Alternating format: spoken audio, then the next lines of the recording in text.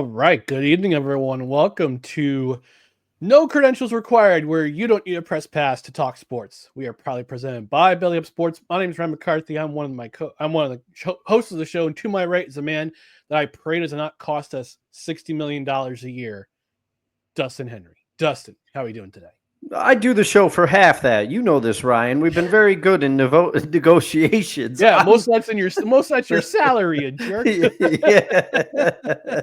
How we I've doing? been I'm doing all right. How about yourself? I'm ready to go. We got a special guest. We got a lot of things to get into. We do. And your headline gives hints of where we might steer the show tonight. So lots to cover. I'm excited to get into it. It's true. On a Well, as somber does yours. occasion. As does yours, but Yeah. I should have went your route, but we'll get into why I didn't when we get to that part of the show. yeah. But as for me, I'm doing pretty good. I'm a little tired. Been up since 4 a.m. Got hitting the gym early today and trying to get early morning workouts and working the rest of the day and just again, a little somber day today, of course, and yesterday too. So we'll touch on those later in the show. But before we do that, we just want to remind the people at home where to find us, and that is on social media.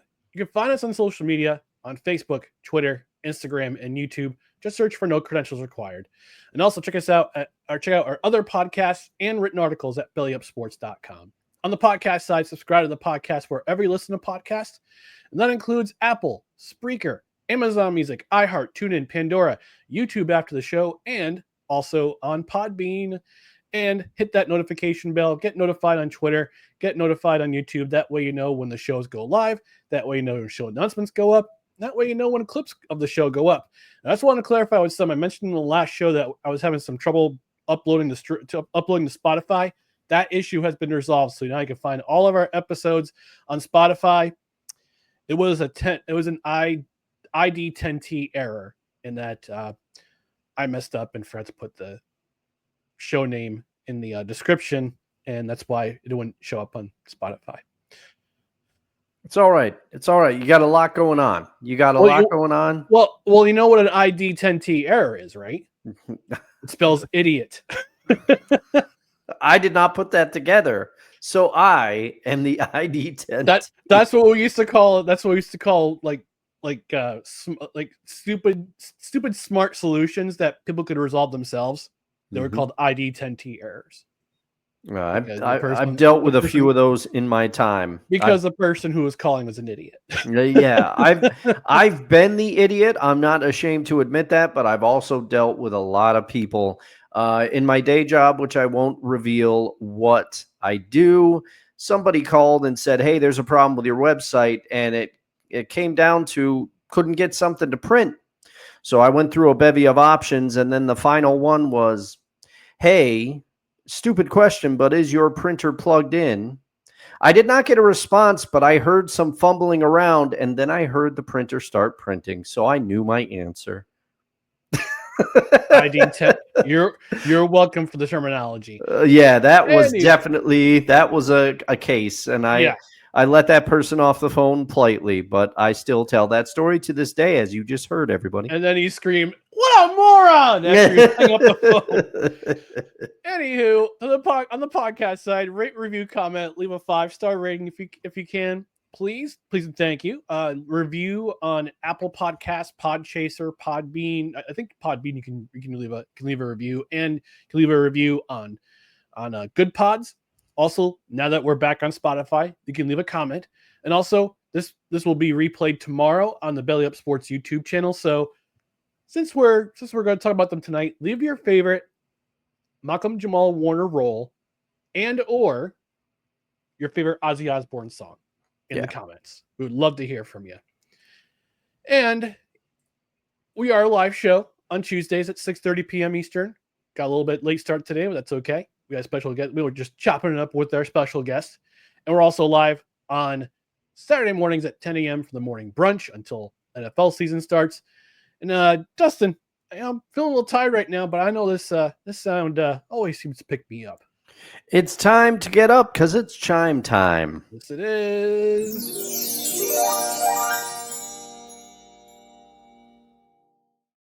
All right, before we start tonight's No Ticket Required, we're gonna bring in our special guest. But before we bring in our special guest, we have to play the special public service announcement. The following is a public service announcement from Wize El Jefe. Boston. This has been a public service announcement from Wize El Jefe. Our trouble chief is in the house. I still feel that way too. We do too. Wize El Jefe is with us. It's been a while since we brought him on, but we brought him on tonight. He wanted to come on for the review, for our movie review, but we want to check in with him and see how he's doing. Wize, how's it going, man? Oh, I'm doing great, brother. I'm doing great, man. How you guys doing? We're hanging in. Happy to have you here. I was looking forward to this one because I knew you were going to be on, and you have two wonderful sound bites in the history of our show. One of them courtesy of Cole Johnson, as you just saw, and then the other one, your movie review from last year. We have the Can't Have Him Locked Up. He's too important to the defense. That plays every week during the football season. It does. It plays on who we're looking for on defense. So thank you for that clip. And we're hoping for another memorable clip tonight when we review our movie. Oh man, it's always fun to come on the show and have a good time with you guys, man. So I'm glad I'm here. Yeah, thanks for joining us, man. All right. Well, without further ado, let's go ahead and play that bumper for the newest edition of No Ticket Required.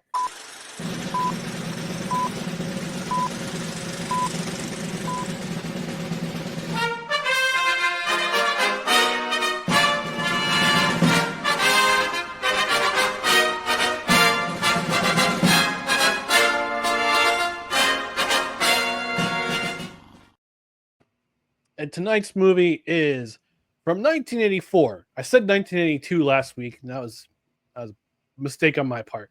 1984, The Natural, starring a list of luminaries. My goodness. Robert Redford, Glenn Close, Barbara Hershey, Kim Basinger. Wow. Let me think who else. Wilford Brimley. Michael Madsen's in this movie for a hot minute. He just recently passed away. Yeah. Bump Bailey. Amongst others, you can find them in the credits. They'll always be Joe Don Baker, always also in the credits. He played Whammer. Yeah.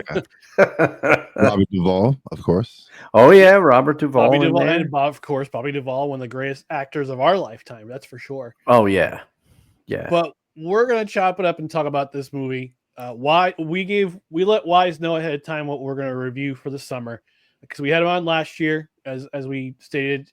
Dustin stated we had him on for the program, and he said, "Yeah, let me have on for The Natural." Like, all right, cool. Well, we're going to review The Natural with him. So, Wize, what were your impressions of this movie? I mean, first of all, do you remember seeing it in the theaters? Did you watch it on cable TV growing up? Did you watch it on VHS? I mean, just a tape rental growing up. What was your memories of watching it on VHS growing up and on and HBO growing up? Yeah. Yeah. So, but I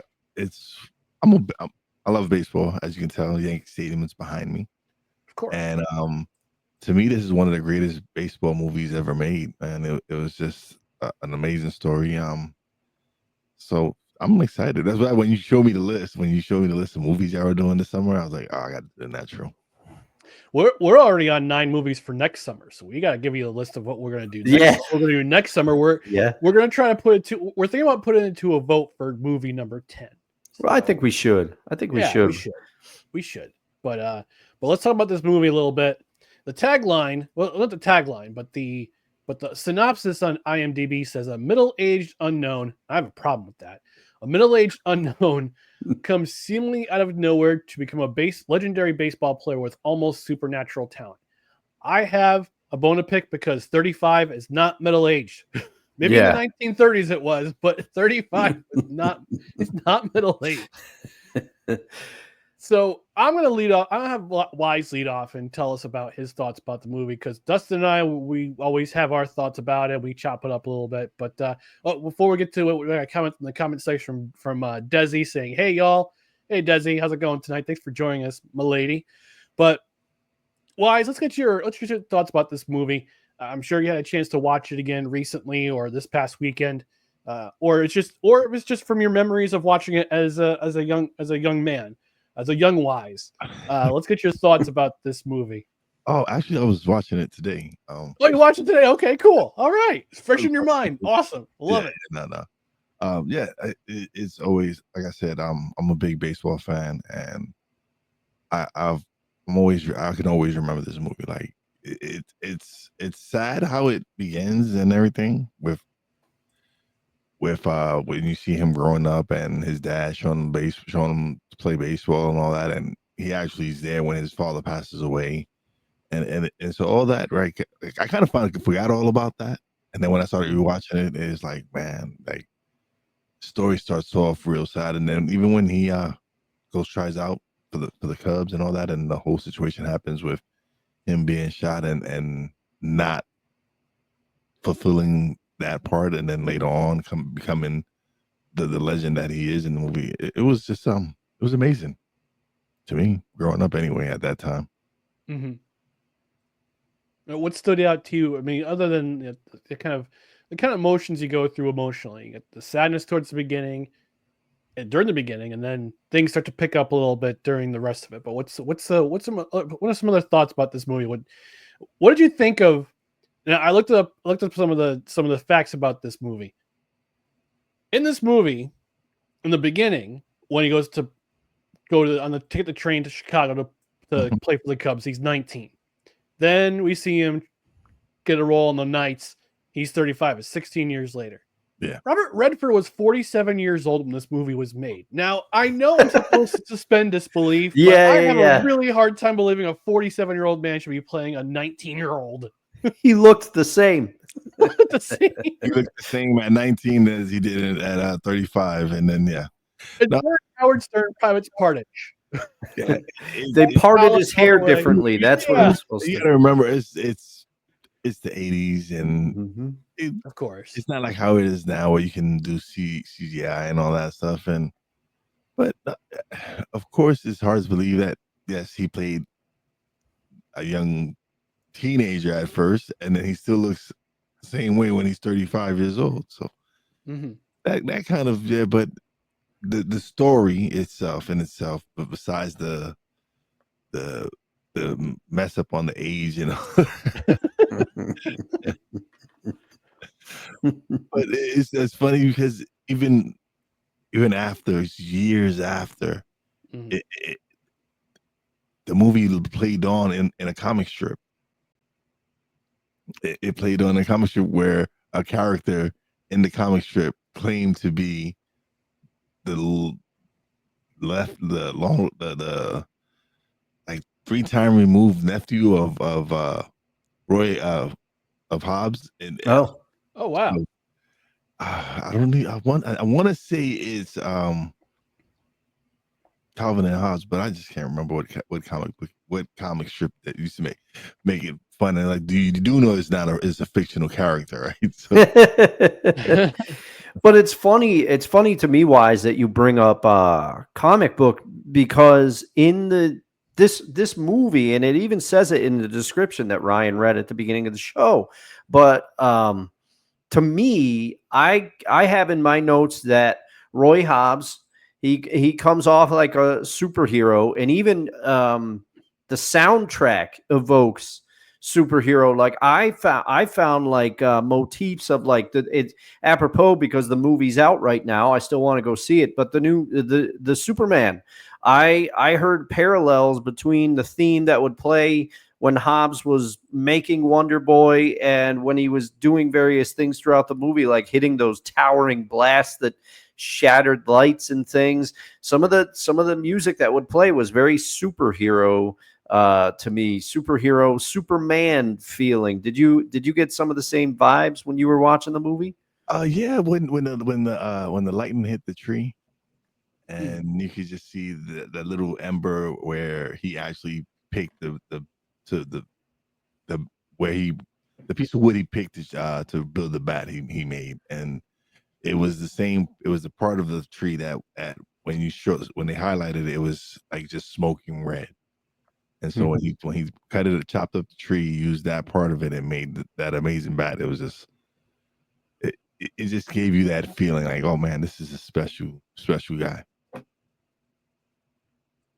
Yeah. Indeed. And yeah, Dustin mentioned the music in the movie. The score is incredible. The score is excellent. The score of the movie is excellent. And no, it doesn't have that nostalgic theme. Although, looking back in time, you're coming from, was it the 1920s? Not even the 1920s, like the late 1910s. Yep. When Roy Hobbs is a teenager. And then 16 years later, it's 1939. So it was the early 20s. So it was like the mid to early 20s. Mm-hmm. And then after the incident with Harriet Byrd, it goes all the way up to 1939, which is right before the war. So I would have to think that in an alternate universe, like Roy Hobbs continues his career with the Knights, but then the war starts, and you see him get enlisted because we know from baseball history, we know about several Major League Baseball players who went to fight in the U.S. Army or were in the Navy. Yep. Joe DiMaggio, Ted Williams. Mm-hmm. Those guys famously served in World War II. In what capacity, I'm not really sure. Maybe they were just a clerk or something. But I want to say Ted Williams was a pilot, but I don't know that for sure. I think it might have been a pilot. You might be right. Let's just take a look here. Yeah, I mean, I don't know, but it tripped me out to see the centennial patches on their uniforms, 1839 to 1939. I was like, oh man, 100 years. It just shows you how old baseball is. And another fact that I read, gentlemen, recently, Josh, why is his name escaping me? He's in Clueless. He never ages. I'm trying to remember. They brought him back for the Nintendo commercial. He's Ant-Man. Why am I? Paul Rudd? Yeah, Josh was his character in Clueless. That's why. Okay. Sorry, everybody. Paul Rudd is older than Wilford Brimley was in Cocoon. But if you look at those two gentlemen side by side, it's crazy. Wilford Brimley always looking like a wise older gentleman, even in this movie, and it turns out, hey, Paul Rudd now is currently older than Wilford Brimley was in Cocoon. Nuts. So that blew my mind. How old was Wilford Brimley when he did Cocoon? I'm gonna have to look that up. Cocoon movie. Well, what I'll do, because I can't remember when Cocoon came out. Okay, it came out a year after The Natural. So 1985. Yeah. So Wilford when the movie Brimley was being made, he was in his 50s. Oh man. I would venture to guess that Wilford Brimley looks older than 50 in this movie. Like he plays the part of a grizzled manager who should have bought a farm, and you believe it. You believe every second of it. So before Dustin and I really get into it, Wize, I do have one question. You talked about how good this movie is, how you remember it from when you were a young man. You watched it today. Is there anything that kind of sticks out that you're like, what's going on here? As much as I love Glenn Close, right? It was hard for me to believe that she was also 19 years old. Thank you. Yeah. Oh man. Oh, geez. How old was Glenn Close during The Natural? Let's see. She was born in. Doesn't give her age. Hang on. Oh man. Come on, IMDb. Yeah, to be in her 30s. 1947. So she was in her late 30s. Okay, so younger than Redford, but still older than 19. Old enough. Yeah. Oh man. Yeah, it's a suspension of disbelief. You can't get past it. You can't get past it because Redford was 47. Glenn Close was in her late 30s. I mean, Barbara Hershey was true to form, but I don't know. That's weird. But yeah, Dustin, I'm gonna get your thoughts on this movie. I know you've got a lot of thoughts. I've got some thoughts as well. But before we do that, actually, Desi has a really nice comment for Wize. He says, "Since he's our guest today, I just want to say that I love what Wize's podcast is all about: personal growth, mindset strategies, and self development." Oh, thanks, Thank Desi. you, Desi. I appreciate that. Yeah. All right, Dustin. Let's dive in. Let's get some of your thoughts about The Natural. All right. I wish I could say that I had the same childhood memories for this movie that Wise does, but being that I was 1 year old when this movie came out, I don't remember it as much, other than I did see parts of it on TV at my grandma's house, which they used to have HBO. So I'm guessing that is where I saw it as well, on HBO as quite a young man. But I hadn't seen this movie in a long time. So to use a cliche phrase from our movie review series, it was almost like I was watching it with fresh eyes, even though I wasn't, because I forgot a lot of things.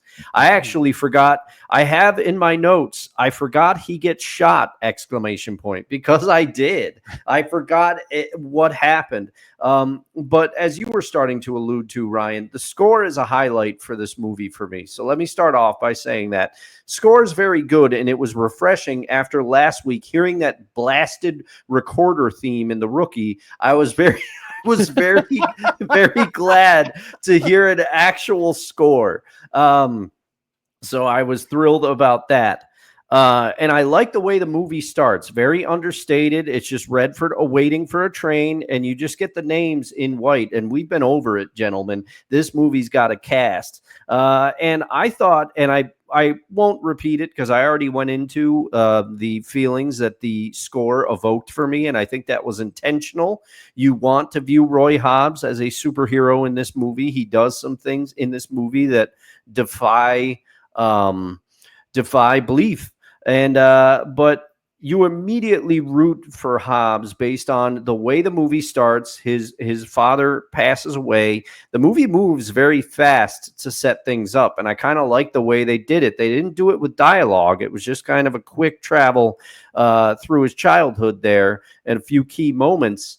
And but also the Whammer is an a-hole, okay? That makes you root for, and also his man, the reporter played by Duvall, is kind of an a-hole. So that makes you root for Hobbs immediately in the beginning, in the three strikes contest. I will say, times change, but things never stay the same when it comes to journalists. They're all a-holes. But I will say, do either of you gentlemen know if the Whammer had to be based on Ruth? The way that he looked and everything, I was like, that's Babe Ruth right there.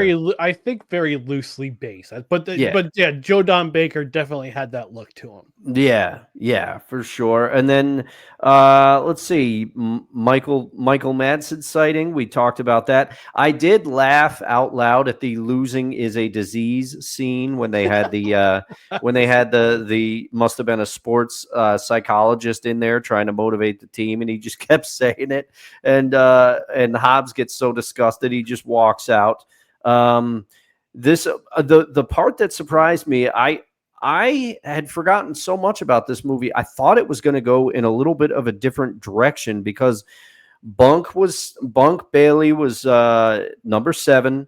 Hobbs was number 9. Hobbs seemingly came from nowhere. We're all Yankee fans here. I was like, is Bunk Bailey supposed to be the mantle in this situation? And Hobbs is the Maris who kind of came from nowhere to eclipse Mickey Mantle that one magical summer that my dad talked about back in the day. I mean, I don't know, but then Bunk Bailey dies, everybody. Spoiler, I'm sorry, but I did not expect him to go through a wall and die. I remembered that he died. I just couldn't remember the manner of which he died.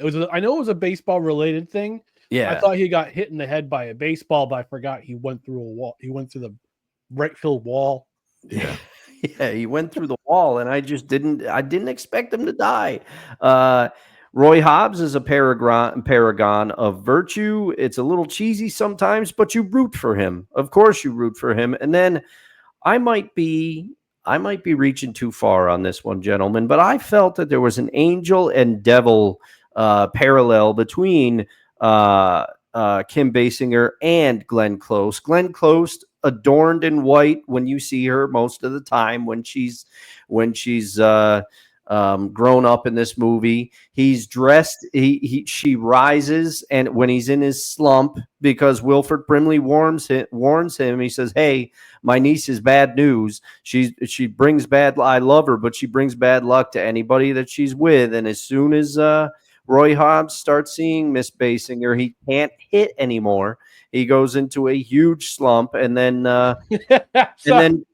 and then Glenn Close. I'm sorry. I just think of Mickey from Rocky. Women make you weak. Yeah, but then Glenn Close, she's in white a lot of this movie, and Roy Hobbs, it's almost like he sees her, she stands up, and it's kind of like she's like the angelic presence. I drew that parallel. Angels in the Outfield, for those who aren't watching. Come watch us on YouTube, folks. Watch us live. Yeah. But I was with parts of this movie, but I must say I think some people are going to be surprised where it ranked on my list due to a couple of things with the plot going where the judge just wants to he wants to basically get Wilford Brimley out from owning the team, and the team has to lose to do that.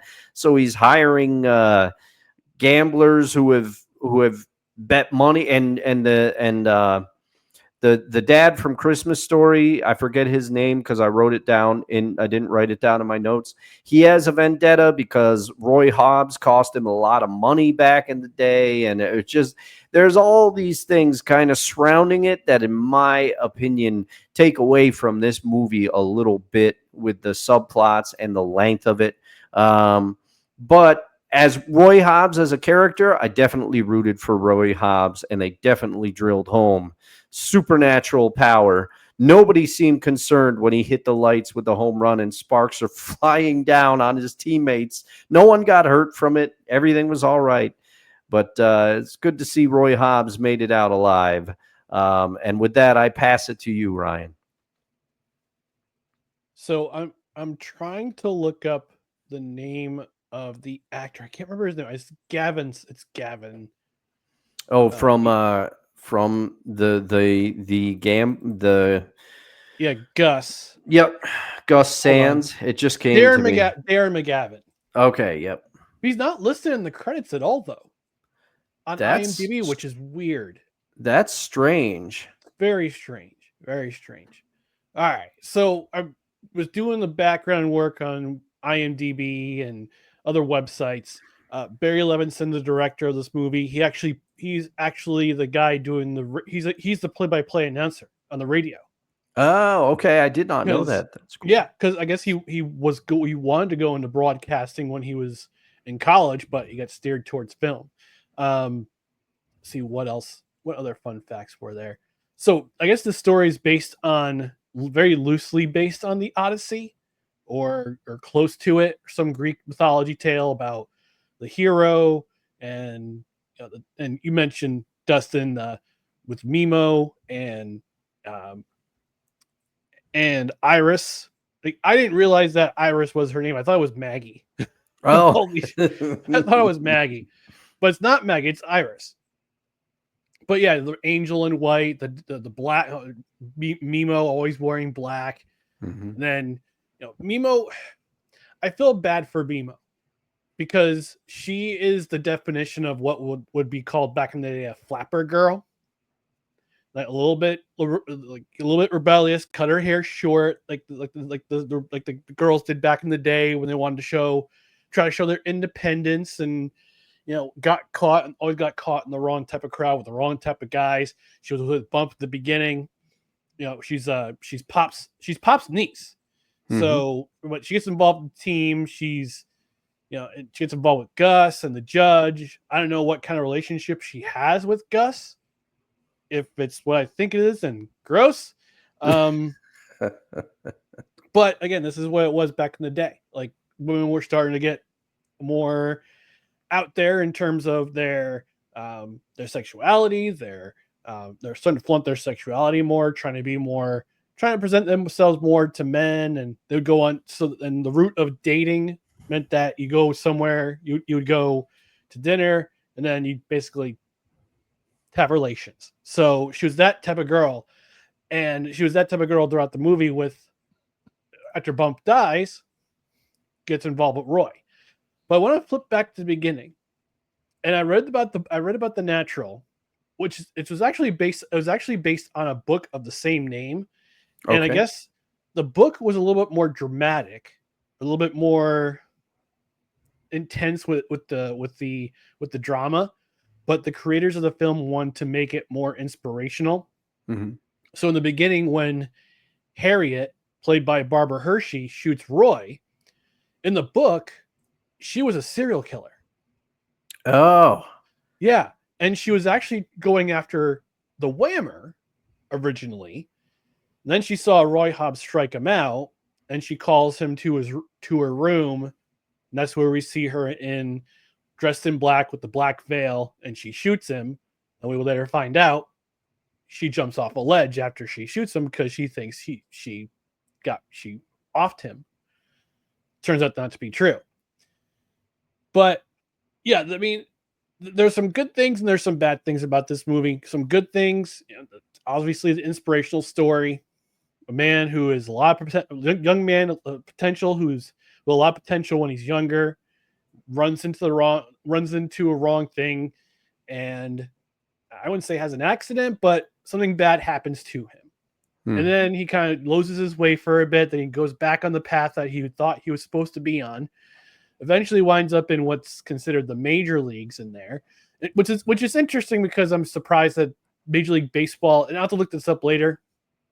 Maybe I'll do an addendum on this, but I'm surprised that Major League Baseball let the creators of this film use so many of the team names in this film, like the Philadelphia Phillies, the Pittsburgh Pirates, the Cubs, the Chicago Cubs.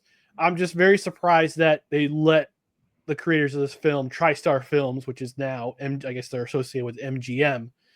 I was very surprised they let them use so many names, but there were some parts in here that you think it was like the montages, the sporting, the gotta have a montage. It's not a training montage. It was an in-game montage of all the things that they did that was happening to the team while Roy was sitting on the bench, like the bump Bailey trying to make a play in front of his center fielder. When you know the center fielder is the captain of the outfield, let's get it straight. When he's calling for the ball, you let him get the ball. But Bump doing his thing, which leads to him getting benched, which leads to Roy getting his shot, even though he's just been sitting on the bench doing nothing, and Pop threatens to send him down. But he says, knock the cover off the ball. And you see a bolt of lightning happening. Another strange thing. The bolt of lightning always seems to pop up at a certain time during the film. And he literally knocks the cover off the ball, and they call the game because of rain. And that's when the Knights take the lead. They'd snap their long losing streak. And then towards the end, where and just another thing, I know I have to suspend disbelief. But I'm having trouble suspending disbelief in this film. How are you using the same bat from the time you made it when you were 10 years old all the way up to when you're 35 years old? You're using the same bat throughout the entire season when the average major leaguer probably goes through about 15, 20, maybe bats in a season. Because it's one special bat. Oh, it's a magical bat. I know. Yeah. It's Wonder Boy, Ryan. Tenacious D wrote about it. They wrote about it. What is the secret of your power? Anyway. Even Jack Black was wondering. Yes, it's true. That's true. Okay. All right. I get it. It's magic. No, it's a divine bat. It's from above. It is. But I'm with you though, and then it breaks in half perfectly during the championship game. And then and then the kid breaks out the Savoy special. But yeah. I don't know if you also noticed that Richard Farnsworth, who plays Red, who's the assistant manager, or I guess you could call him assistant manager, bench coach. Yeah, bench coach. Yeah, bench coach as you would during those days. Kind of in the beginning, when Roy comes to New York, acts like a father figure to him. He's asking him questions, getting to know him. Like, I don't know. And they're sitting there eating pasta in a New York restaurant. He's like, I don't know what this stuff is called. I can't pronounce this stuff, but it's really good. He says I can't spell it, but it eats pretty good, ain't it? Yeah. Yeah, I love that. I did laugh at that. It's a great line. It's a great line. But yeah, it just goes to the ups and downs of Roy and his the dreams of when he gets shot. By the way, also the one other thing that kind of sticks out a little bit, when he's at the party and the Knights are this close to clinching the pennant, goes to that party hosted by Gus, and Gus poisons him. Go to the hospital. You come to find out the bullet that he was shot with has been sitting in his abdomen for 16 years. Yeah. And I'm like, Robert De Niro had a bullet taken out of his abdomen in Ronin. It's the same methodology in terms of medical use in that time. So you're telling me you couldn't take out the bullet in 1919? Roy Hobbs didn't need anybody or 1926 or whatever, or 1923, excuse me. So I don't know. Maybe again, I guess suspend this again. It's Hollywood. It's Hollywood. I know it's Hollywood. I'm trying to suspend it. I know. It's what's funny is that it's at the beginning when we started this series. I said, I told Dustin, I was bragging. I'm like, yeah, I'm having a tough. I have a better time suspending disbelief than you do. Well, yeah, because I was shredding draft day. Yeah, we're shredding draft day, and then we're two movies away from wrapping up the series, and I'm going, I can't believe this happened. Honestly, I've never seen Draft Day, right? But I've seen so many TikToks with clips from that movie. You might as well have watched the whole movie on TikTok. Oh man. Tell him I will be in his face within the hour. That's still the most ridiculous. You can't fly from New York to Cleveland in 1 hour. I want all my picks back. Yeah. Frank Langella, who played Skeletor in Masters of the Universe. That's right. Nice. But yeah, and at the end of the movie, you see Roy Hobbs come back, and he gets the one last swing that winds up in the lights, and the Knights win the pennant, and we don't know what happens to them in the World Series after that. Yeah. But he goes back to his farm in whereversville he grew up in, and he goes with his boy that we find out towards the end of the movie that he has this child with Iris who was illegitimate at the time, but we find out it's his, which is sort of strange because we don't know that Iris and Roy got together before he left for Chicago. Yeah. Maybe it's implied, or I just missed it. Well, listen, she's sneaking out her room. This is true. Glenn Close at 19. To go meet Roy and wherever that where was it, the farm, whatever field it was. Yeah, she got some that night. I've heard things. I didn't grow up on a farm, but I've heard you could sneak into the barn. Farmer's daughter in the barn on the haystack. Listen. He's throwing rocks at the window. She opens like, Roy. Like she was like, oh yeah. He knew he was getting something. Well, and he also, because you just brought me back to that scene, Wise. He's like, Can I see you? And she's like, right now? And he's like, yeah. So, like right now. You sure can, Roy. All right, we're gonna wrap up this review. And Dustin, what is this rank in your movie rankings thus far? Oh man, this is where it's tough. Okay, here we go. Number 1, Seabiscuit. Nothing's knocking that off so far, and it's gonna be tough. Number 2, I forgot what I put at my number 2. I think it was Invictus. I put at my number 2. Number 3, just barely edging out, Mystery Alaska, because nostalgia is a powerful thing. Blue Chips, number 4. Mystery Alaska, number 5, I believe, was Varsity Blues. I will put The Natural at number 6. Oh, okay. And then I am putting Draft Day at number 7, and then I'm putting No Holds Barred at number 8. But what movie did I miss, Ryan? I feel like I missed one. Let's see. We've got Draft Day, Seabiscuit, Mystery Alaska, Blue Chips, No Holds Barred, Invictus, Varsity Blues, The Rookie. You're missing The Rookie. Oh, the rookie. Okay. So I gotta revise. So after Varsity Blues, I put The Rookie. Which movie? What rookie is this? This is with Dennis Quaid. Yeah. Okay, with Dennis Quaid. Okay. Dennis Quaid. So, okay, after Varsity Blues, I've got The Rookie. Then I've got The Natural. Then, because the movie, it was too long for me and the subplots. But I did buy parts of it. I did enjoy parts of it. So I'm putting it above Draft Day, and any movie forever will go above No Holds Barred. No Holds Barred is finishing last. Go on, Ryan. Do the sign. Sign. I'm not going to do it until I reveal mine. Okay. Oh, one more thing I do have to imply. That scene where Iris and Roy are walking in Chicago, and they're just walking and talking, and Roy's catching her up on life. Yeah. The music was too loud. The score was too loud. I couldn't hear a damn thing that Roy was saying. Maybe That was supposed to happen, but maybe I have to read the book. That's a whole thing in movies overall. As a former sound guy person, the mix in movies, people can't figure it out. I'm looking at you, Christopher Nolan. Jeez. My goodness. All right, my rankings. Seabiscuit, obviously number 1. Nothing's knocked that off since we watched it back on June 3rd. Wow, was that long ago? Damn. Oh, yeah.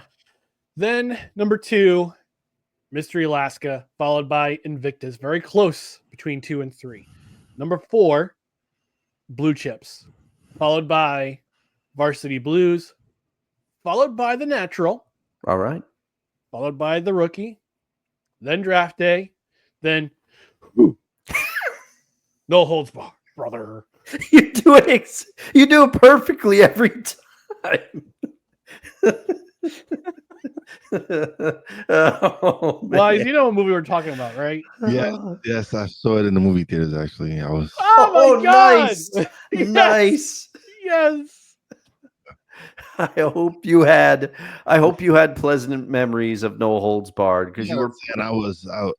Yeah, I was a bit. I still am a big wrestling fan. So yeah, it was at the time where Hulkamania was running wild. I was eating my vitamins, saying my prayers. That movie was made for you at that time. Injecting steroids. It was. Oh, did I say something? Okay. But as I got older. and I started watching it, and wiser, and why? Oh. And why? I began to realize, like, damn, this movie really sucked.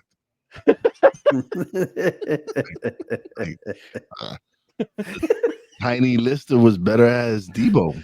Oh yeah, yes! Yeah, for sure. Yeah, my grandma gave me that chain. So yeah, and then to kind of involve him into real WWF storyline, because it wasn't WWE, it was WWF at that time. It'll always be WWF to me. Yeah. Listen, worldwide. What is it? The World Wildlife Fund. Wildlife Foundation kind of just like, nope, can't use it. Stupid pandas. Fun fact: I actually had a fantasy football team called Pandas with Pistols one year. They did not do well. They did not do well. I had a T-shirt which was.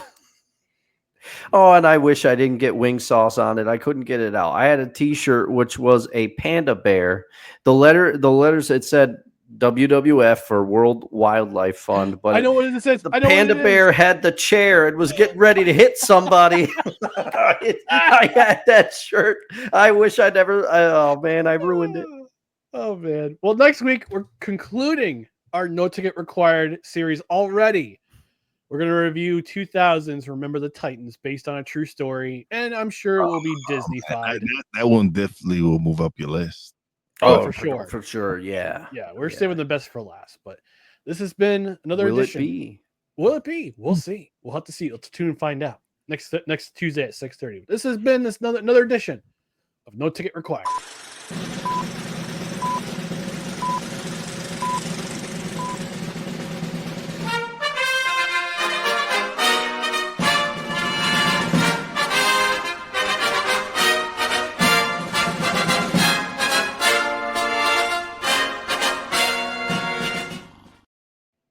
All right, let's take a gander in the comment section before we go to commercial break. Desi saying, recently we celebrated Men's Mental Health Month, and I think it's important that we have these podcasts, like stuck in my mind with Wize El Jefe, that focus on topics related to masculinity and success, like mentality. Our men are important to us. Thank you, Desi. Thank you, Desi. You sound like a very smart person, Desi. I really do like what you're saying, so. She is from Alabama, and she's a dang sweetheart. Let's just put it. Appreciate the love, Desi, man. We were and her husband's a very lucky man. That's for sure. Yes, he is. All right. So she also says up in the hayloft on a rainy night. There we go. That's where all the action happens on the farm. See, so we know how it happened. Yep. And Daniel Cruz from Time to BS, and I'm gonna do my best here, not to cry or anything like that. It says time goes by, seems to be you've always been a better friend to me. Mama, I'm coming home. Yep, he gets it. It's a great one. He also says, Ryan, you're giving me vibes of most likely to star in a remake of the Christmas movie. Okay, first of all, that is slander because we better not make another Christmas story. I think he meant a Christmas story, but we better not make a remake of a Christmas story because that's what officially Hollywood has officially run out of ideas. We already had a sequel. It's on HBO Max. I haven't watched it yet, but I hear it's okay. It's never going to compete with the original. It will never compete. Can't. Oh, and apparently I had to play the old man. I'm going to be playing Darren McGavin's role as the old man. He also says the Christopher Nolan slander will not be tolerated here. All right. Listen, it's our show, okay? Yeah. Mr. Cruz, it's our show. We can get into it on Seahawks Sessions. I like his movies, Dan, but you got to admit, okay, they had to boost Tom Hardy's voice in the mix for The Dark Knight Rises because nobody could understand what he's saying. And then when they made it loud, here's how he sounds. You merely adopted the dark. I was born in it. You don't know what's going on. You merely adopted the podcast. I was born in it. Great, another 3-hour Seahawks sessions coming your way this week. He also asked, did we take our Flintstone vitamins? To which Desi writes, I got Pebbles. And he says close enough. And Wize, you have an invitation from our friend Mr. Dan Cruz saying you're more than welcome to join the Department of BS for BS sessions. You'd enjoy it. I have been on BS sessions with Mr. Cruz. He's I got to talk about my journey in podcasting, talk about my faith a little bit. Yeah, I have to make my rounds. Yes, so yeah, I would definitely love to be. I guess. You know what I'll do? I'll introduce you both. I'll get a group chat and Facebook going. I'll introduce you both, and you can chop it up from there. Awesome. Make yourself a new friend in in the podcast world and on Facebook. He also, in the last comment before we go to commercial break, after my taste in snacks, I'm willing to have this debate. His taste in snacks, he enjoys some raisins with goldfish. So I don't know about that. I don't know how you feel about that, Wize. At the same time. Raisins, and you mean goldfish like the the crackers. Okay. Hey, listen. I want it on record. I didn't bring it up this time, Dan. It wasn't me this time. Dan, I don't knock it. He's a character. He likes raisins and goldfish. I can't hate on that. I like them both, but separately, not combined. So but there's people who have preferences. He just likes them both. That's cool, Dan. Mhm. We could discuss this when I'm on your show. I feel attacked, then again, I deserve it. Yeah, sociopathic behavior always deserves attacking. Oh, man. All right, speaking of snacks, let's go to commercial break. When we come back, we're going to talk about some NFL news and notes. We're also going to talk about, we're going to memorialize a couple of people we lost, a couple of celebrities, music and entertainment world that we lost yesterday. We'll also talk about our favorite athletes to wear the number 54. So stick around. Stay tuned for more. No credentials required. Righteous Felon Craft Jerky is the official jerky of Belly Up Sports. For over a decade, Righteous Felon Craft Jerky has led the American meat snack revolution by concocting delicious, adventurous, U.S.-sourced jerky recipes for uncompromising carnivores across the country. With 15 different flavors to choose from, Righteous Felon has all jerky lovers covered, and by using promo code BELLYUP, you will get 15% off your purchase at righteousfelon.com. Do your taste buds a favor today and rip into a bag of Righteous Felon jerky. All right, I spoke to Righteous Felon Craft Jerky. Some of the best jerky you'll ever have, some of the best beef sticks you'll ever have. And Tagalong just entered the room and left. So that's why my lighting is off. But yes, Righteous Felon Craft Jerky. I got some for my esteemed co-host after I lost a bet last year. I seem to be losing a lot of bets to Dustin these days. Coming soon, some more and bitter coffee for him because he took the Rockies, son of a.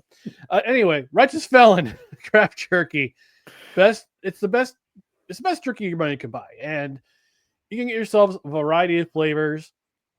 In terms of craft jerky, you get your craft jerky. You've got your air dried biltong, which is inspired by African air drying system. You've got turkey jerky, which tastes like a Thanksgiving dinner. But in addition to jerky, you've also got the beef sticks, which is 100% beef. Also the pork pork taco stand ones, which according to Dustin, tastes like a taco, like a pork taco. And we've also got the which again are 100% beef, 100% pork. Unlike some of those other beef sticks you see in the convenience store, their primary ingredient is pulverized chicken. Shame, it's a shame. You want to snap into that, you're more than welcome to. But for my money, I'm buying myself some Righteous Felon. But not only do they have human consumption food, they also have dog consumption food. My co-host over here will tell you all about it.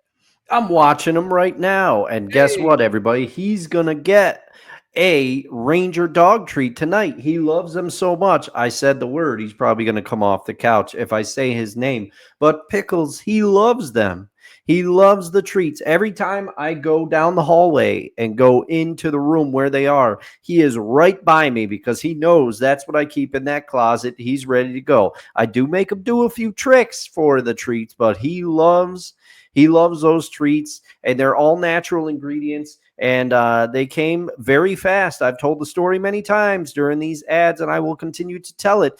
It was the holiday season. I had forgotten to get a gift for him, and I ordered it 2 days before Christmas Eve. We were having our celebration with that side of the family on Christmas Eve, and they arrived the day before. I still had time to wrap them and get them to the celebration at my sister's where he could open them up. And were he not sleeping on the couch right now, he would come in and testify to how much he loves Ranger dog treats. Yes, that's right. So what you do is go to righteousfelon.com. You're going to fill your basket.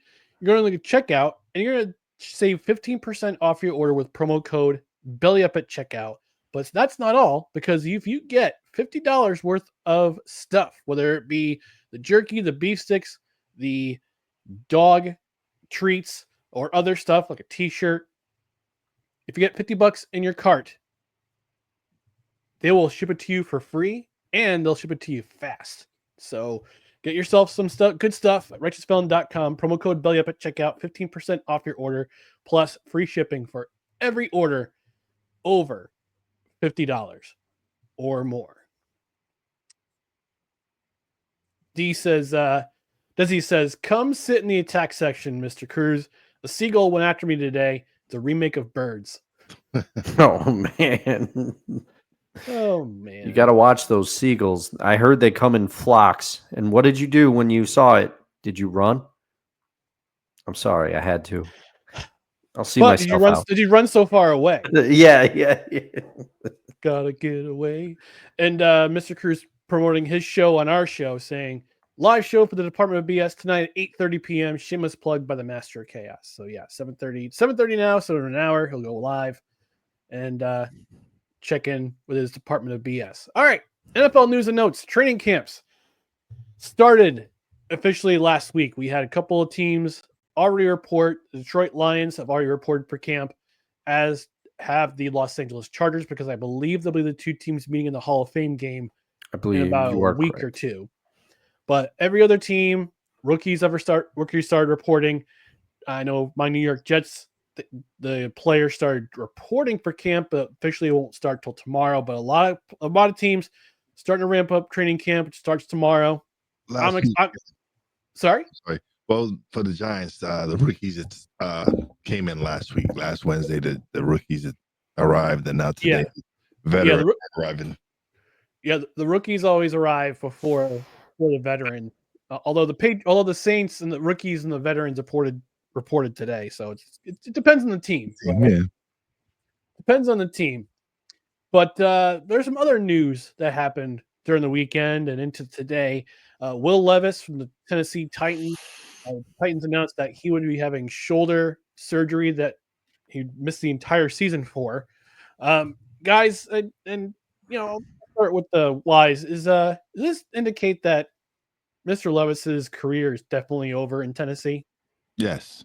It was over with the moment they drafted Cam Ward.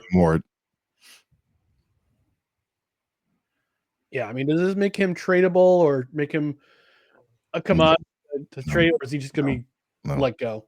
No. He's gonna be a backup somewhere. He'll get a backup role somewhere, or a third string role somewhere, because he has experience playing in the NFL. But he's not gonna be a starter. He had that one great year in college, and he turned it into what it is now. And listen, I had hopes for him, but it just didn't work out, man. Tennessee moved on, and I guess he'll take this season off, and hopefully next year he'll be prepared. And if he's released, he can go find an opportunity somewhere else. Yeah. Dustin, what are your thoughts?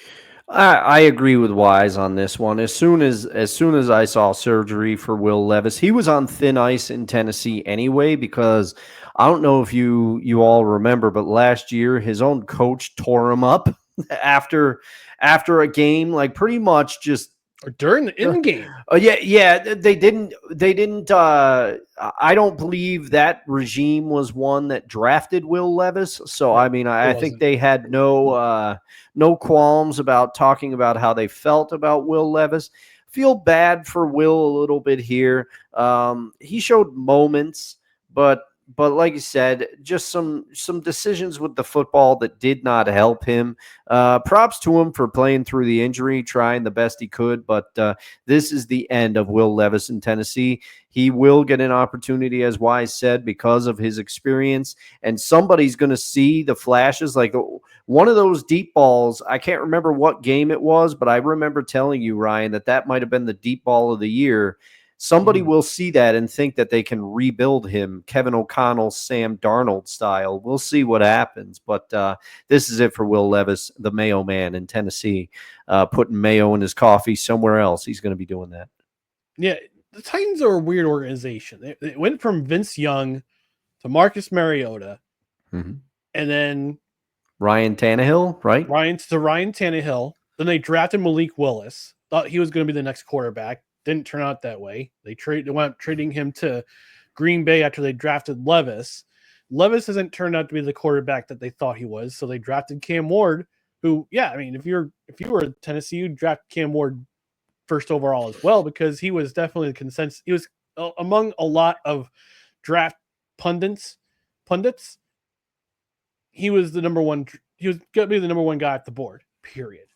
Just based on the fact that he had a great season, couple seasons in Miami after a season at Incarnate Word, and then his numbers were really good in the combine. So yeah, this organization's having some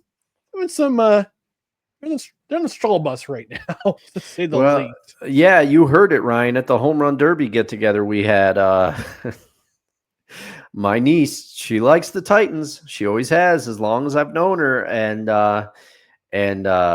you know, she said something, and our friend Derek responded, "I don't think anybody cares about the Titans. I think they feel bad for them."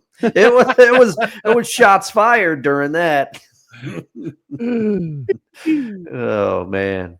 All right, so another news item. This came straight out of the New Orleans Saints account today, announcing that Tyrann Mathieu has retired from the NFL. And it's interesting that a couple months ago during our Saturday show, we're talking about baseball. All of a sudden, the NFL sneaks in. The New Orleans Saints had announced the retirement of Derek Carr. Well, this reads from his Instagram account, which I quote. He says, as I hang up my cleats, I'm filled with gratitude as I close this chapter of my life and officially retire from the game that shaped me in every way. From my first snap in college to my final play in the NFL, this journey has been nothing short of a blessing. Football gave me purpose, discipline, and memories that will stay with me forever. But more than anything, it gave me a community. To every coach who believed in me, every teammate who battled beside me, and every friend who showed up, cheered, and rode with me through the highs and lows, thank you. You gave me strength when I needed it most, and your love carried me farther than I ever imagined. I hope I made you proud out there. This isn't goodbye. It's just the next chapter. Much love always, Tyrann. Tyrann, we know, Tyrann Mathieu, we know him as the Honey Badger. That's how he came to be known in the, not in the NFL, but that was his nickname in college when he played at LSU. If I remember correctly, he was on the team that won the national title with Joe Burrow at quarterback in 2019, I want to say. I believe you are correct. Yeah. Let's do the real-time research. Real-time research. Yeah, he was 33 years old. So I'm sorry, he played at LSU in 2010, 2011. So this was before Joe Burrow. But he was drafted by the Cardinals. Then he went to the Texans, spent 3 seasons with the Chiefs, won a Super Bowl with them, and went back home to finish his career with the New Orleans Saints, spent 3 years as a member of the New Orleans Saints. Here's his resume. Now, I don't know if he's a Hall of Famer. I think he might be. He could be. But he's a Super Bowl champion, 3-time first-team All-Pro, second-team All-Pro, 3-time Pro Bowler, part of the NFL 2010's Pro Bowler. Not Pro Bowler, Hall of Famer. If you make an all-decade team of any decade, then yeah, you deserve to be in the Hall of Fame. Was part of the All-Rookie team in 2013. Won the Chuck Bednarik Award, the SEC Defensive Player of the Year, was a consensus All-American and a first-team All-SEC at LSU. Here's his final numbers in his NFL career. 838 total tackles, 11 sacks, 7 forced fumbles, 8 fumble recoveries, 100 pass deflections, 36 interceptions, and 4 defensive touchdowns. I'm going to think that that's definitely a Hall of Fame resume. Yeah. I mean, especially, and you're not supposed to do this, but if you count the accolades of his college career and also the fact that he's got titles with the Chiefs, I think he gets in. He gets in for sure. Yeah. And like I said, anytime a player is on an all-decade team, he's got to be in discussion for Hall of Fame. What do you think, Wize? Definitely. You anytime you make an all-decade team, that means you are one of the best players to ever play the game. So, and it's crazy, right? Because now you're seeing more and more players retire much younger than in days past. Like they're realizing, like, hey, maybe I don't want to keep playing, and because we all know what's been happening with all these players from our generation. Yes, like we've seen what's happened with all the great ones. Junior Seau. Yep. Yeah. One of the greatest linebackers to ever play the game. Who knows if he would have retired early, would he still be here? So some of these players are realizing like the money just isn't worth the consequences if we continue to play the game that we love. And I get it. Like this is some people just want a better quality of life, and retiring early is going to give it to them because football is a brutal sport. It's Yes. it's gladiators out there fighting. Yeah, Just no death. It's modern day gladiator, that's for sure. Mm-hmm. That's for sure. But yeah, retired at 33. He's got a Super Bowl ring. He's got he's got a lot of stats. He had a great resume at LSU. Made his way to the NFL. Had a hell of a career. Won a Super Bowl. Great accolades. Yeah, I think he's gonna wear a gold jacket someday. That's for sure. Yeah, hats off to the honey badger. Yeah, hats off to the honey badger. You don't have the honey badge no more, in a sense. All right, we're quickly running out of time, but we want to get to paying tribute here. We had a couple of entertainers pass away over the last couple of days. The first one being Malcolm Jamal-Warner, who tragically died in a drowning accident at the age of 54 in Costa Rica yesterday. And then this afternoon it was announced that Ozzy Osbourne, legendary rocker Ozzy Osbourne, passed away due to complications from Parkinson's disease. He's only 76 years old. But last month he had his last concert in England with a bunch of artists. And what's interesting is that he said he treated that concert like it was his last, like it was his funeral, which is a very interesting thing to say. But let's start with Malcolm Jamal-Warner. And Wize, you and I are of a generation watching Malcolm Jamal-Warner grow up on television as part of the Cosby Show. Yeah. And then as part of then after the Cosby Show, Malcolm and Eddie with Eddie Griffin. Yep. And so yeah, and then he did other roles as well. But yeah, she's always going to be Theo Huxtable. Yeah, same. He was also Shirley's husband on Community. But yeah, he's it's tragedy. Because it's amazing because even though he was a child actor and everything, he even when he was when he was younger in his 20s and stuff, he actually started directing. Like he started directing music videos and stuff like that. So he was also doing stuff behind the scenes. He didn't just act. He was directing and doing other things behind the scenes. So to see someone go from child actor to actually, and that's one thing about him. He's never had, how we had all the issues with Gary Coleman and Dana Plato and Todd Bridges. You didn't have an issue like that with Malcolm Jamal-Warner. No. He wasn't one of those teen stars who got into trouble. Like once as kids, once they grew up as adults, they would get arrested and all these other. He was an from what people were saying, he was a great person that he cared for people and did what he was supposed to do. So it's tragic. It's a tragedy that he was taken so soon, man. Like, and for this to happen while he's on vacation with his wife and daughter, it really is like my heart goes out to the family. Yeah, same. Yeah, I'll always remember him from his role of Theo Huxtable, seeing him growing up as a teenager on television. And one of the things I liked about his role of Theo, is the vulnerability of him having a learning disability. He was on the show. He was dyslexic. Now I don't know if he was dyslexic in real life, but I don't relate to this very often. Maybe it's a moment of vulnerability for myself, but I also grew up with a learning disability. I don't have this dyslexia, but I grew up with central auditory processing disorder. It's very tough, and learning can be especially in the classroom, can be a very tough environment unless it's under the certain conditions. But like as a kid, like when someone says on television, I have a certain learning disability or learning disorder, like you feel seen. Mm-hmm.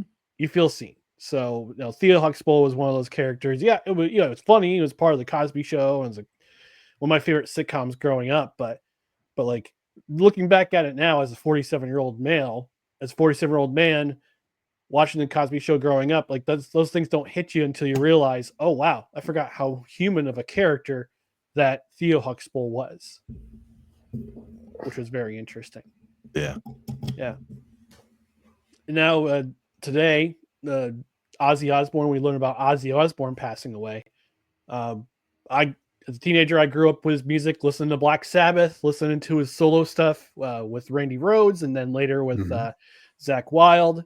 Again, one of the lines from my favorite Ozzy Osbourne song is in my tagline: "Never care for the people who hate." It's from "Shot in the Dark," which is my favorite Ozzy Osbourne song. And Dustin, I know you're, and Wize too.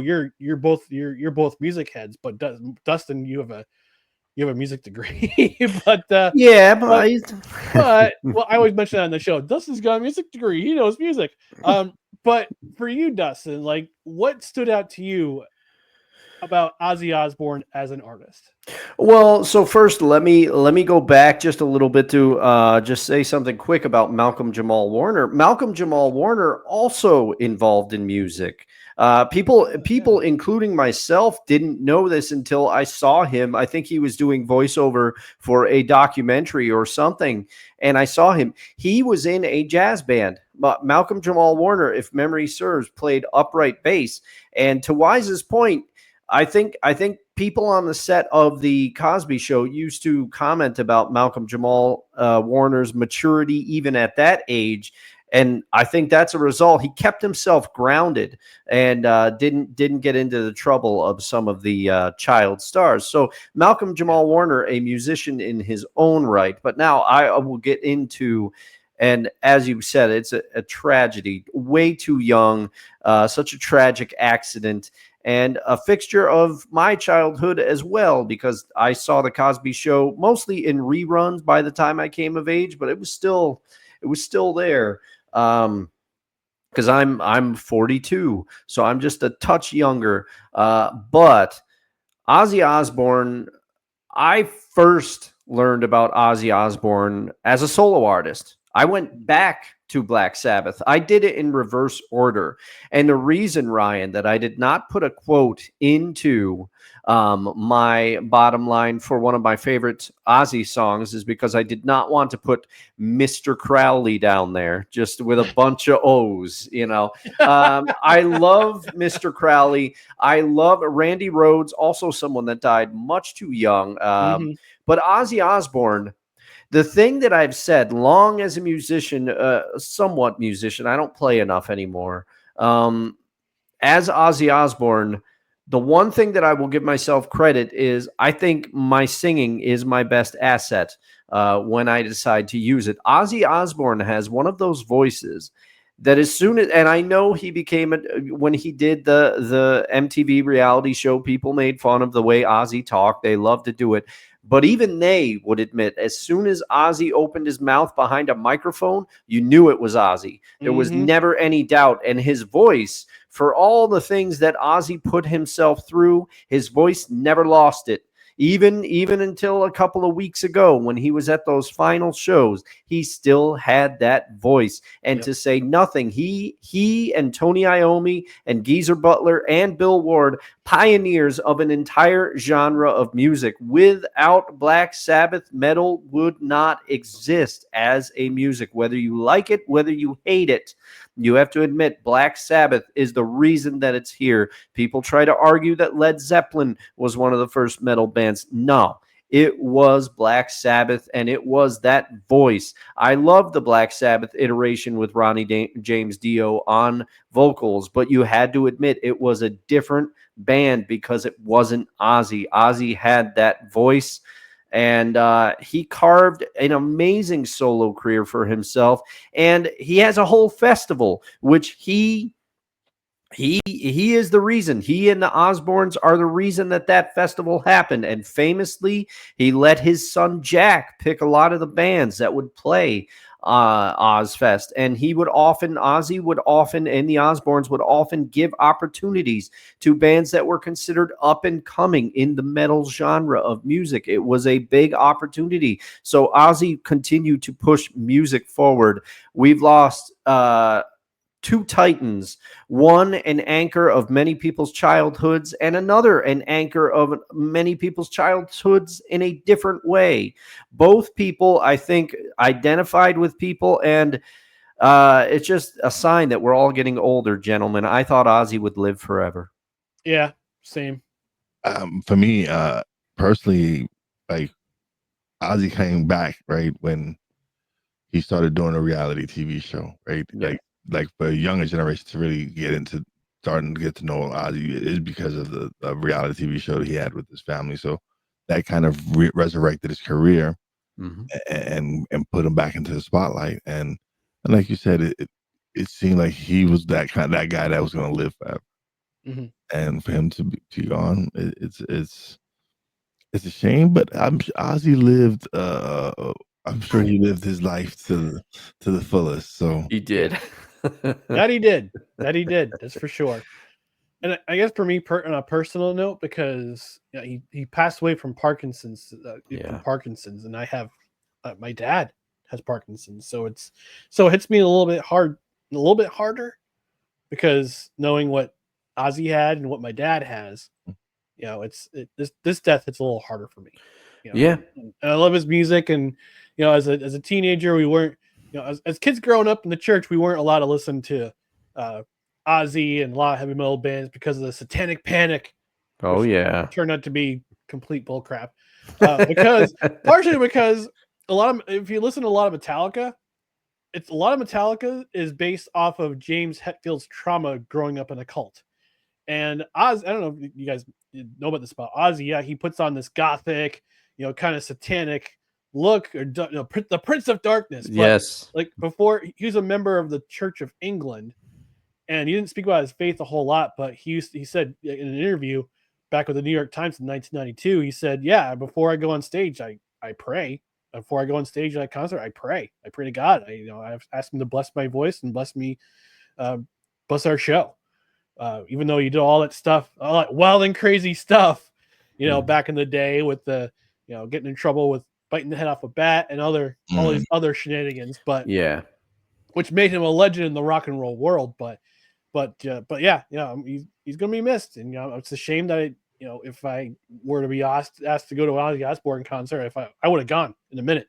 And I was listening to a playlist on the YouTubes this afternoon after I heard he passed on. I started listening to a playlist, and my favorite, again, it's the fourth song that comes up, and my favorite Ozzy Osbourne song, "Shot in the Dark." It came up, and I'm like, yeah. That's a great one. And Bark at the Moon, Mr. Crowley, Crazy Train. I mean, you got so many. Mama, I'm Coming Home, No More Tears. Yes. That bass line on No More Tears, man. Yeah. There's another one I listened to today. I haven't heard in a long time. Perry Mason. Yep. Let me see what else. Which other one did I hear today? I haven't heard in a long time. I'm gonna throw out "I Just Want You." Not a lot of people like that one, but I liked one lyric in there. Road to Nowhere. That's why. Oh, Road to Nowhere. That's a good one. And I heard "Ordinary Man," him and Elton John today. It's funny. This playlist has "Road to Nowhere" and "Ordinary Man," which talks about his life on the road and rock and roll music, and the song. There's another song that you mentioned. I forgot what it was. See you on the other side. That came up in the list, which was fitting, which is so fitting for today. But yeah, and then the song he did with Lita Ford. I think it was "If I Close My Eyes Forever." Yes, but I can't, yeah. Yes, that's a classic too. But Ozzy and Malcolm Jamal were. We're gonna miss you. But your memories live on in your music and your movies and your spots on television and all that. Yeah, maybe Malcolm can lay down some bass for Ozzy up there. Get some of the vote. There you go. Yeah, look, Ozzy Osbourne, Brian Wilson, Neil Peart, Malcolm Jamal. You got a band right there. Yeah. We got some Titans. I mean, Neil Peart died a few years ago, but yeah, come on. Yeah. Neil Peart, one of the arguably the greatest drummer in rock and roll ever Yeah. with Rush. But yeah, I mean, there's your band right there in heaven. All right, we're going to wrap up our show with our favorite athletes to wear, number 54, because this is the 54th episode of No Credentials Required in the year of our Lord 2025. And we've had some really good athletes in our list. Some of them, again, Wize, here's the rules. I don't know if you've been following along with us. So what we're doing is that we're giving our favorite athletes to where the number corresponding with the episode, not the greatest player ever, but our favorite athletes that we've watched in our lifetime and during sports. I got mine. You got yours 54? Okay. Mm-hmm. All right. Well, I'll have you lead off then. Who's your favorite? Brian Urlacher. Oh man, that's a good pick. Solid pick. Why Brian Urlacher? One of the best linebackers ever played the game, man. Sure. He played it right way. He I'm always gonna remember him for just being one of the best. Like, he was all over, man. He stopped the run, he passed, he reversed the pass. He did it all, man. He was, to me, these are my three favorite linebackers, and of course, the great one, LT, Ray Lewis, and I would have to add Brian Urlacher up to that group. Okay. Solid list. That's a solid pick too for 54. That's for sure. Yeah. All right, Dustin. You pretty much given yours away, but I have, and you got to get the button, the Homer alert button, Ryan. I'm sorry, 2 shows in a row. Here it is, Homer alert. All right. Much like Wize said with Brian Urlacher, many of the same things apply to my favorite number 54. He's still active, though. He plays for the Washington Commanders right now because Dan Quinn said, hey, go get him. 54, you knew this was one of the ones predictable. Bobby Wagner. Bobby Wagner is a tackling machine. He was a key piece on that great Legion of Boom defense, and he outlasted all of them, and he's still playing. And even in his final year with the Seahawks before he went to the Commanders. So I should go into a little story. One of the final years, he went to the Rams one year and wore 45. We don't talk about that. The Seahawks should have never let him go. But there was talk that Bobby was losing a step.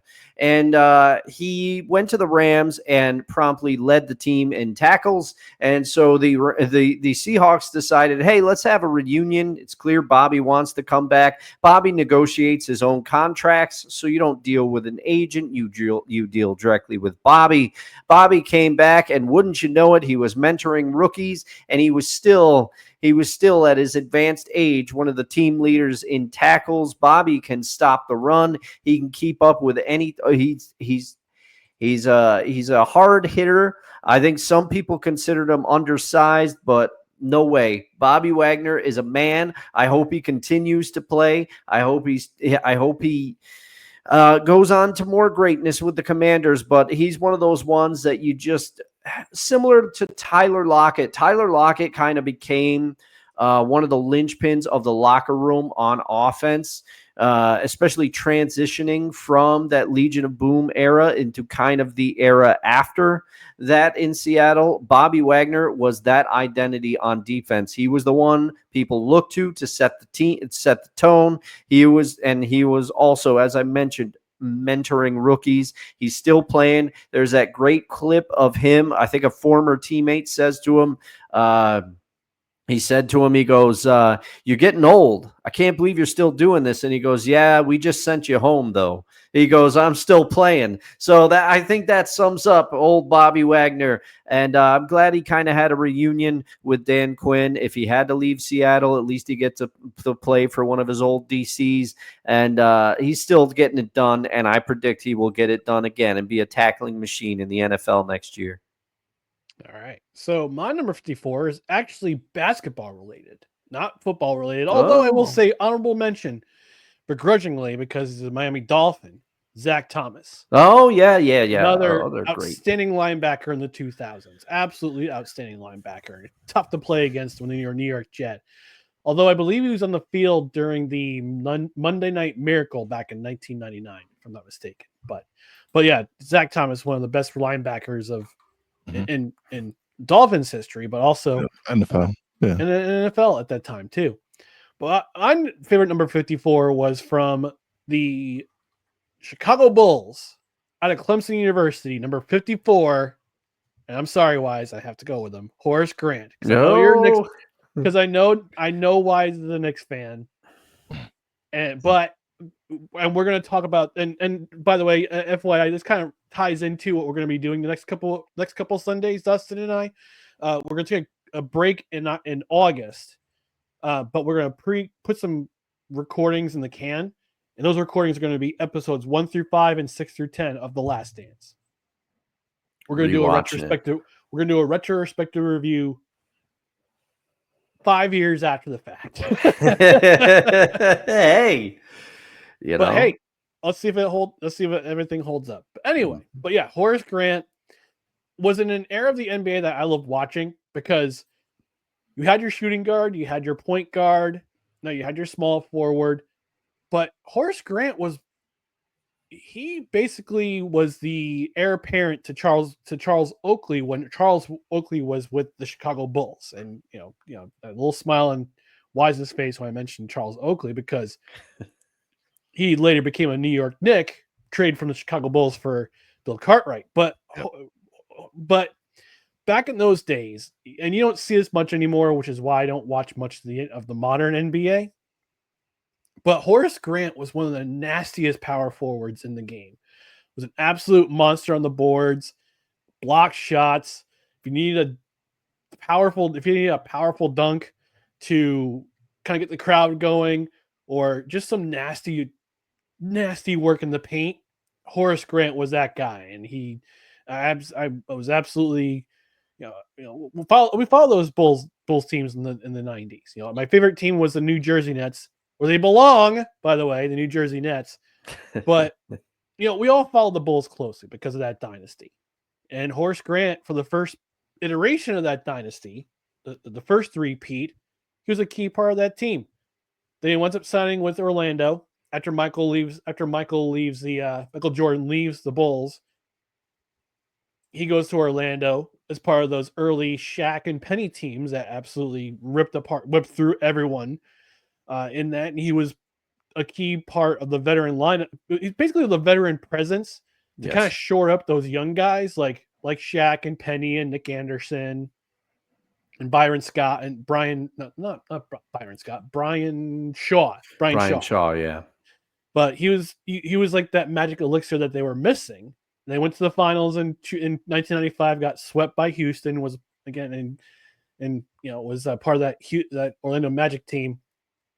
Then he goes to the Supersonics, to the Lakers, back with the Magic, and he ends his career in 2004 with the Los Angeles Lakers. But man, for my money's worth, if I were to assemble a team now, like if I were to come up with a basketball team now, like I would want a guy like Horace Grant who could play defensively, play down the paint, get those nasty points, rip down those rebounds when he needed it. So that's my 54 right there. That's a great pick. A lot of great people wore 54. Yeah, they did. All right, before we get out of here, I got some comments in the comments section. Desi give us the reason why she ran this afternoon from Birds, because she said she was pushing a stroller, so I couldn't run that fast, but the baby got a laugh out of it. She also mentions, and whenever we talk about our favorite athletes to wear a certain number, Desi's from Alabama. She's a Roll Tide girl. Alabama. Yeah. She's always going to mention an Alabama athlete, and that's cool with that. So she says Dalvin Tomlinson is my favorite number 54. He was a high school wrestling champion before going to Alabama to play defensive line in 2012. Finished his career with 122 tackles and 4 sacks. Was drafted by the New York Giants in 2017 in the second round. There you go, Wise. Also played with the Vikings, the Browns, and is currently playing nose tackle on the Arizona Cardinals. He has 342 tackles from the nose tackle position in the NFL. So there you go. All right. Bringing the knowledge, as always, that Bama knowledge. I am impressed. If you get through all the numbers, I don't know. We might have to get you a shirt or something. I'll have to create like an Alabama colored no credentials required shirt. But in the meantime, we're gonna get out of here. Before we get out of here, though, I want to give Wize the floor. Let him tell you what he's doing these days. So, Wize, you have the floor, my friend. Oh man, thank you for having me, man. I appreciate you guys giving me the time to come on the show and do the review of you guys. But you can find me on all major platforms. Stuck in My Mind podcast. You can find me on YouTube, Stuck in My Mind podcast YouTube channel, as well as the Real Wize TV YouTube channel. Check out my my bookstore, books by at /realwizepublishing.com. Check it out. And yeah, that's about it right now. All right. Excellent. We appreciate you stopping by, Wize. And again, feel free to stop by anytime. Love to have you back on. Yeah. But in the meantime, we're going to get out of here as well. Just want to remind the folks at home before we get out of here to follow us on social media on Facebook, Twitter, Instagram, and YouTube. Just search for No Credentials Required. And also check out our podcasts and articles, including mine I just dropped today at bellyupsports.com.